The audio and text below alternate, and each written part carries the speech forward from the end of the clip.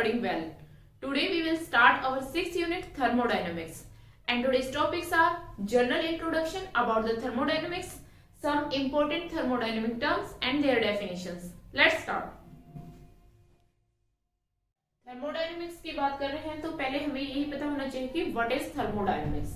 Thermodynamics जो है एक ब्रांच है, इसकी ब्रांच ऑफ साइंस, जिसमें भी हम कह सकते हैं केमिस्ट्री की ब्रांच है ना। तो ये एक ब्रांच है साइंस की जिसमें हम देखो थर्म मतलब क्या होता है, हीट, एनर्जी से रिलेटेड है, ठीक है। तो ये वो साइंस है जिसके अंदर हम हीट, एनर्जी और उनके डिफरेंट फॉर्म्स को स्टडी करते हैं, उनके रिलेशनशिप एक दूसरे से उनको स्टडी करते हैं।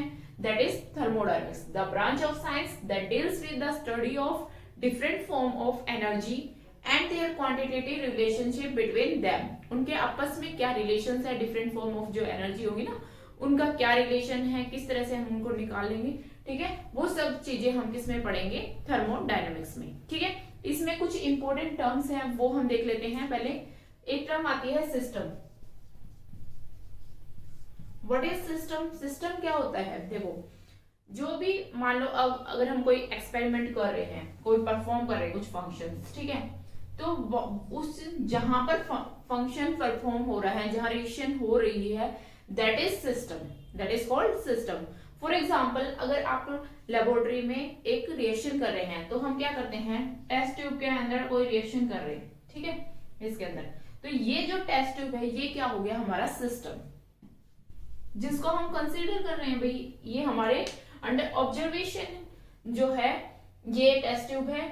तो इसको हम क्या है, कंसीडर कर रहे हैं, इसके अंदर क्या रिएक्शन हो रही है, क्या है इसके अंदर, क्या होने वाला है, क्या प्रोडक्ट बनाने हैं हमने, वो चीजें हैं, ठीक है।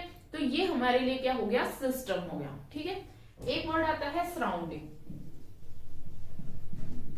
सराउंडिंग क्या होगा, इस टेस्ट ट्यूब को छोड़कर बाकी यूनिवर्स का जो भी पार्ट बच गया, that is its surrounding, that is called surrounding. Excluding system, remaining part of universe is its surrounding. Is it clear? तो ये था थर्मोडायनेमिक्स।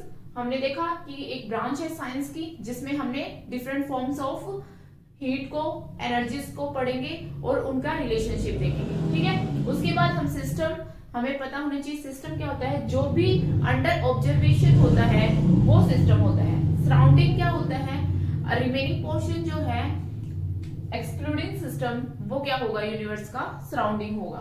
तो ये भी कह सकते हैं हम सिस्टम प्लस सराउंडिंग जो है मिलकर क्या बनाते हैं, यूनिवर्स, ठीक है। यूनिवर्स के अंदर दो ही चीजें होती है, एक सिस्टम होता है, एक सराउंडिंग। जो हम सिस्टम वो होता है जो अंडर ऑब्जर्वेशन होता है और उसका रिमेनिंग पोर्शन सराउंडिंग होगा, ठीक है। ये आप इसको नोट कर लीजिए। तो ये है थर्मोडायनेमिक की डेफिनेशंस, फिर सिस्टम की डेफिनेशंस, फिर सराउंडिंग की डेफिनेशन। कभी भी डेफिनेशन लिखेंगे हम उसमें उसका एग्जांपल दे देंगे, यहाँ हमने एग्जांपल लिख दिए हैं, ठीक है। आप इसको नोट डाउन कर लीजिए। सिस्टम जो है वो 3 टाइप्स का होता है। एक तो हो गया open system, close system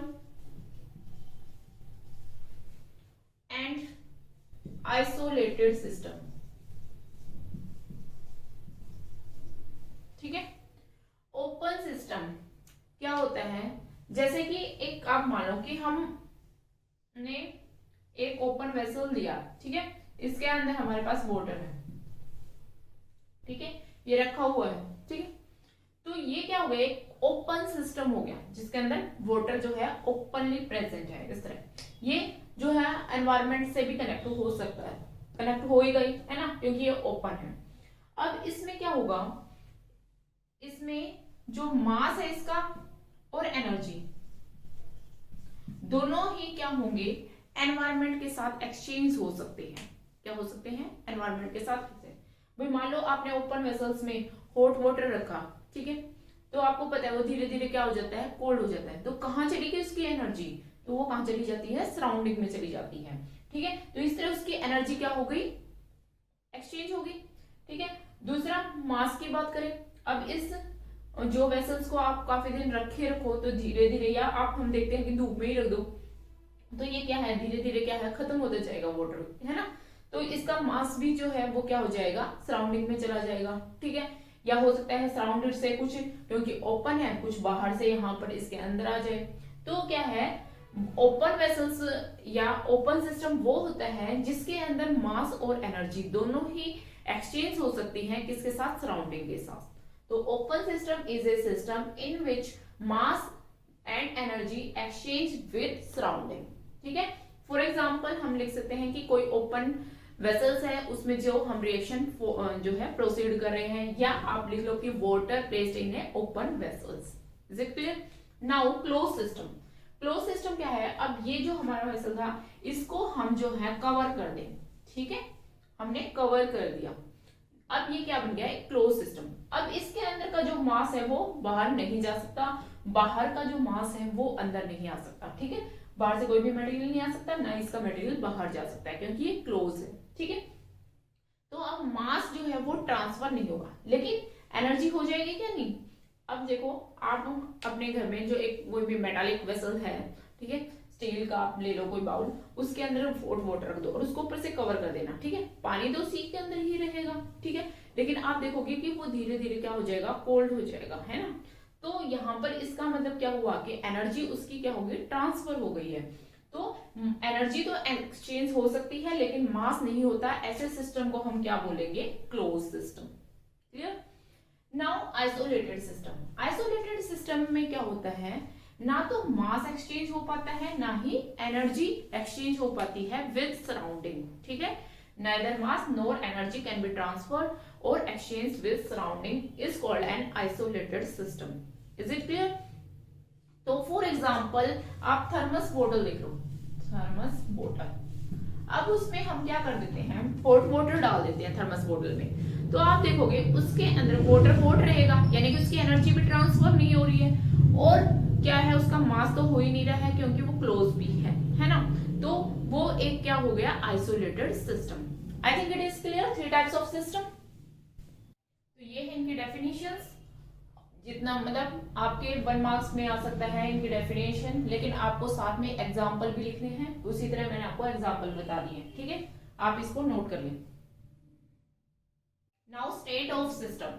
state of system का क्या मतलब हुआ कि जो सिस्टम है वो किस कंडीशंस में है। अगर उस सिस्टम की कंडीशंस को हम कोई ऑब्जर्वेबल जो प्रॉपर्टीज है उसकी फॉर्म में हम उसको एक्सप्लेन कर पाते हैं, that is the state of system, ठीक है। तो state of system is defined as the conditions of system which is described in term of certain observable properties, जैसे कि टेम्परेचर हुआ, उसका प्रेशर हुआ, इन टर्म्स में हम उसको क्या कर पाएंगे, डिस्क्राइब कर पाएंगे, ठीक है। तो उसको बोलेंगे स्टेट ऑफ सिस्टम। एक होता है स्टेट वेरिएबल्स। स्टेट वेरिएबल्स क्या होंगे, जो ऑब्जर्वेबल प्रॉपर्टीज हम बात कर रहे थे, ठीक है, अगर उनमें हम चेंज कर दें, ठीक है, जैसे कि टेम्परेचर हुआ, प्रेशर हुआ, ये ऐसे ऑब्जर्वेबल प्रॉपर्टीज हैं जो हम ऑब्जर्व कर सकते हैं ना, अगर इनके अंदर हम चेंज कर देते हैं तो सिस्टम जो है उसकी स्टेट में भी चेंजेस आ जाती हैं, ठीक है। तो इन प्रॉपर्टीज को हम क्या बोलेंगे, स्टेट वेरिएबल्स। क्लियर? उन वो प्रॉपर्टीज जिनके अंदर हम चेंजेस करने से सिस्टम की जो है वो स्टेट जो है एक फॉर्म से दूसरी फॉर्म में कन्वर्ट हो जाती है, ठीक है, चेंज हो जाती है उसकी स्टेट, तो उसको बोलते हैं हम स्टेट वेरिएबल्स, ठीक है। एक होता है state function. State function, state function क्या होता है, जो प्रॉपर्टीज हम बात कर रहे हैं ना, ऑब्जर्वेबल प्रॉपर्टीज, टेम्परेचर, प्रेशर, इस तरह की, है ना, एनर्जी, वर्क, आगे भी हम बहुत सारी पढ़ेंगे, ठीक है।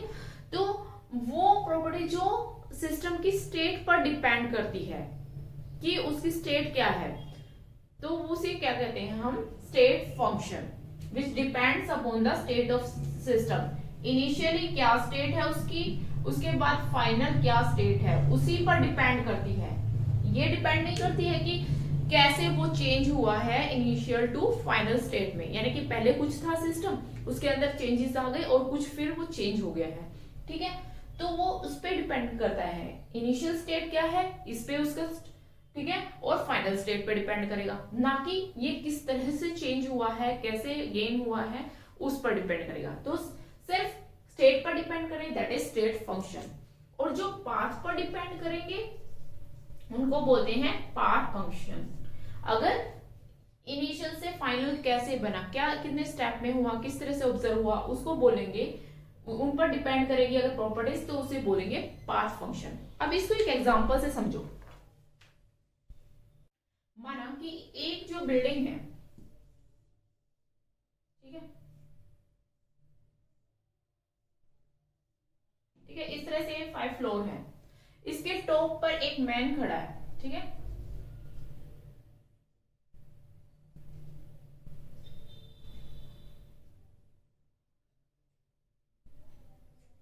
ठीक है भाई, इतना ही क्लियर।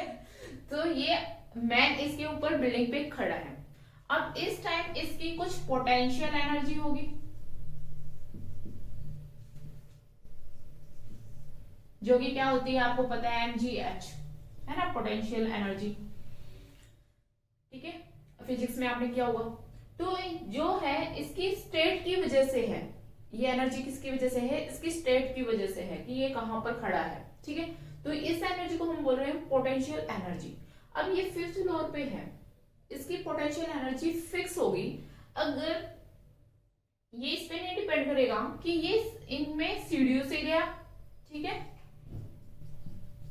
ऊपर चढ़कर गया सीढ़ियों से, या ये लिफ्ट से गया,